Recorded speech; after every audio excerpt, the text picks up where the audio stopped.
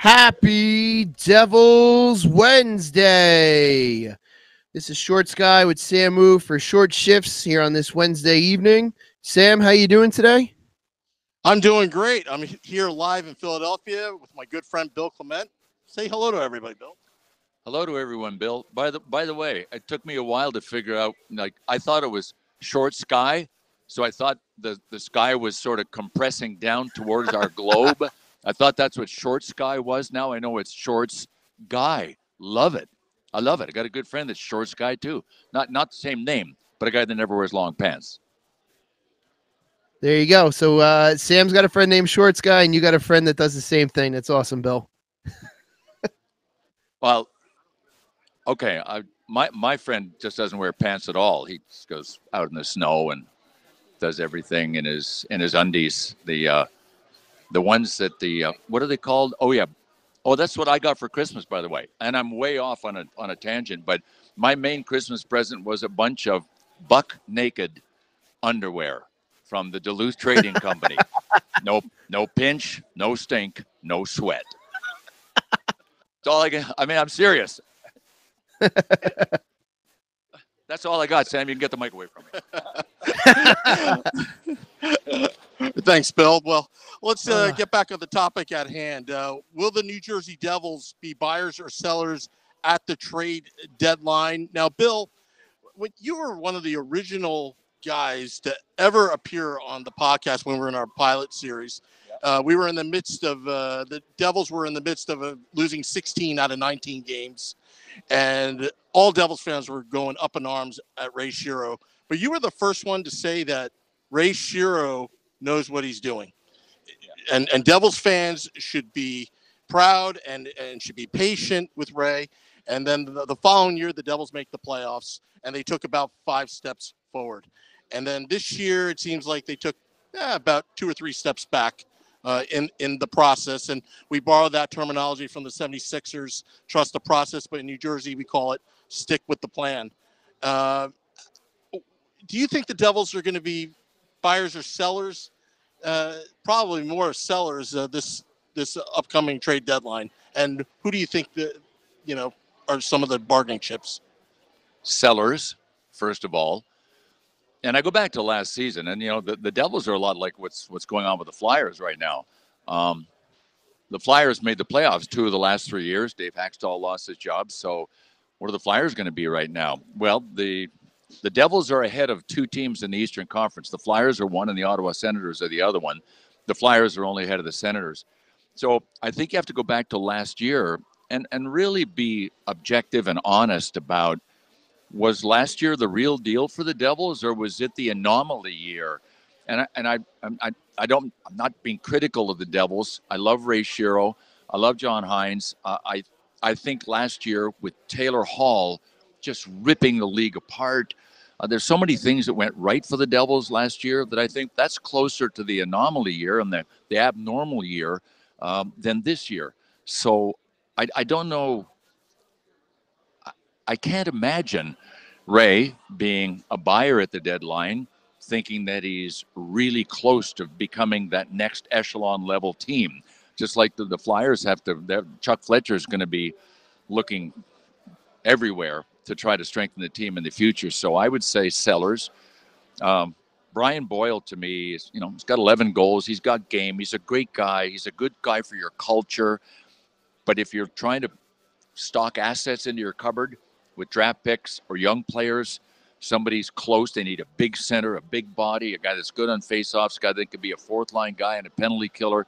Brian Boyle is the guy. I think Travis Zajac, given the fact that he's now getting towards his mid-30s, he can still put up reasonable numbers, good on faceoffs. He's like all of the different coaches that he's played for in New Jersey have preached defense first. So he's a beast in his own end. Like, who doesn't want that, when you're rolling into the playoffs? So I think those would be 2 guys right there that would be prime candidates to be moved. Short Guy, what do you think? Well, just looking at the Devils in their standings, 12 points behind. They've got 21 games until the trade deadline. I can't imagine that they're going to be buying, because that's a huge deficit to make up. I really would hate to see someone like Brian Boyle go due to the fact that we have a young team and we need that veteran leadership in the locker room so that these young guys learn what to do and how to do it right. Aside from that, I don't know who we would. I mean, Bill made the point of Brian Boyle and Travis Zajac. You know, I really don't know who else would be the target to move, but whoever it's going to be, you got to stock up draft picks. It seems to be a very strong draft year. Whether or not we get that, that number 1 draft pick, I doubt we're going to get that. What is it? 2 out of the last 3 years, 4 years. That's going to be a tough one. But it is a deep draft year, and if we have multiple picks, we can do something good. It will be disheartening though to see if the Devils have a fire sale at that trade deadline. Because at that point, that Ray's not a fire sale kind of guy though. He knows he's got some pieces there. It's just when you look at the core, if you want to have a 5, 6, or 7-man core, I'm not sure all of those players are there. The Devils might have a 3 or a 4 or 5-man core if you wanted to, stretch it. But the 6 or 7, I think the Devils have to build their core. And by the way, for anybody that's picking us up, I'm getting ready to do my own show here, right? We didn't tell anybody that, but my show airs at 6 p.m. here in the Philly market. And the great John LeClaire, the first American to have back-to-back 50-goal seasons, is my guest. And I took the phone because he's calling saying that he's stuck in traffic. So, Sam, you're going to be my guest for the first couple minutes, okay? Oh, man. Yeah. That's okay. I'm going to throw a little bit of a curveball here, a possible bargaining chip.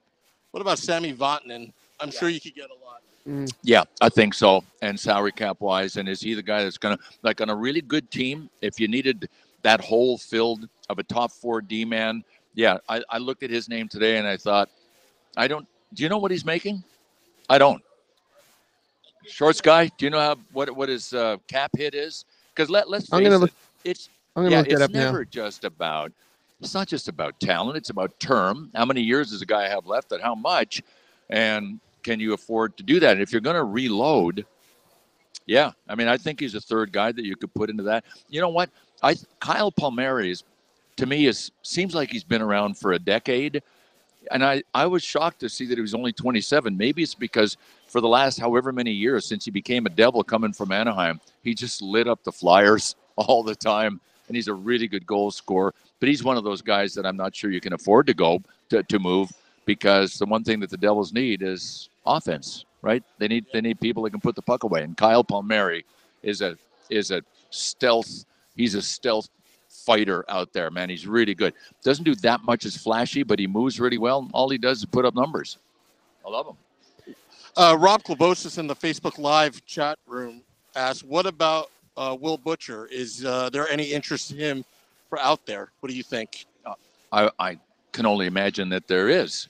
But Ray Shero, like the smart general managers, first of all, I have no idea how much pressure Ray Shero or any general manager in the NHL is getting from their owner, right? Or owners or ownership group.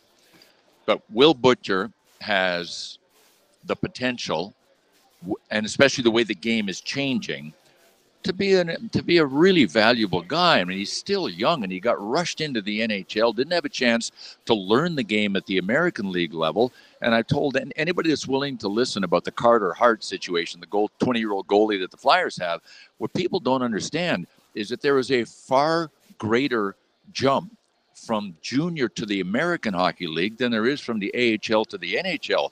So the franchises that need help right away, that put their guys in there, I mean, it's a tough learning curve, and very often you have to take a step backwards to take the 2 steps forward. And I think that might be Will Butcher. I like him. I like a lot. I wouldn't move him. If you're talking about good young prospects and players, why wouldn't you keep him? The one thing the Devils don't want to be, you talked about Shorts guy, you talked about, I don't know if we're going to draft number 1 overall again.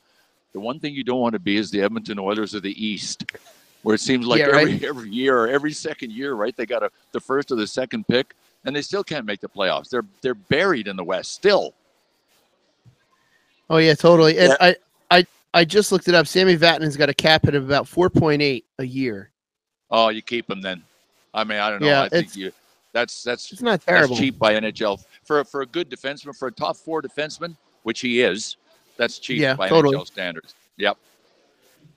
You know, I just think if the Devils are going to be sellers, you know, they've got to get Taylor Hall on board with whatever the moves are going to be, because you want him to stay, you want him to be happy, you want him to sign long term as well. So you got to make sure that he's going to see the vision that the Devils might have if they are going to be sellers at the draft or at the deadline too. So what's Taylor's situation contract wise? How much term does he have? I mean, if he's coming up on unrestricted free agency, that's a pretty big issue for the Devils. I didn't look close. Taylor Hall, 2 years remaining, and he's a UFA in 2021, making $6 million a year right now. Oh, they don't have to worry about it then. You don't have to worry about that right now. You have to worry about that down the road. And is Keith Kincaid the guy? You know, I mean, no. I have to keep like Mackenzie. Yeah, Blackwood. Mackenzie Blackwood. He sounds like a British private eye to me. I'm Mackenzie Blackwood. We just need to see more of Blackwood in net, and then we can make a better judgment on him. I mean, Keith Kincaid's going through a rough patch. Cory Schneider's obviously going through a rough patch. You know, it's pretty well documented, plus the injuries. Blackwood looked stellar when he came in, you know, back-to-back shutouts as a rookie. That's fantastic. Getting hurt this past week, you know, you hate to see that, and you just, we'll see him when he jumps back on the ice, hopefully this week. I sympathize with Devils fans when they're trying to figure out what the goaltending landscape looks like for the future, because the Flyers have been up against this for so many years now. Used 7 goalies through the first 43 games, first team ever to do that. Cory Schneider is supposed to be the guy forever. So I hope that something works out for the Devils, because that is the toughest issue to solve for any general manager. If you don't have it, how do you get it? I mean, you just wow. You know, there aren't a lot of blue chip, fantastic goalies hanging around on the open market. Yeah, and exactly. on top of that, you have a franchise that had one goaltender forever. You know, the top goalie in the league forever. I think I remember him. What the heck was his name? Only kidding. Only kidding. Well, we're up against the clock right now. Bill, thank you for coming on to the Let's Go Devils podcast live. I appreciate it. And speaking of goalies, Jeremy Brodeur will be probably on the bench in Lehigh Valley when the Binghamton Devils play the Phantom. The Lehigh Valley Phantoms. Yeah. And we'll see you Saturday. You'll be at the Rock, right? Yep. I'll be doing the Flyers Devils game back to Philadelphia on Saturday. So don't be afraid to take the day off, Devs. Well, thank you, Bill. Thanks, Bill. Shorts guy. It was a good podcast. And until next time, Devils fans, let's go Devils.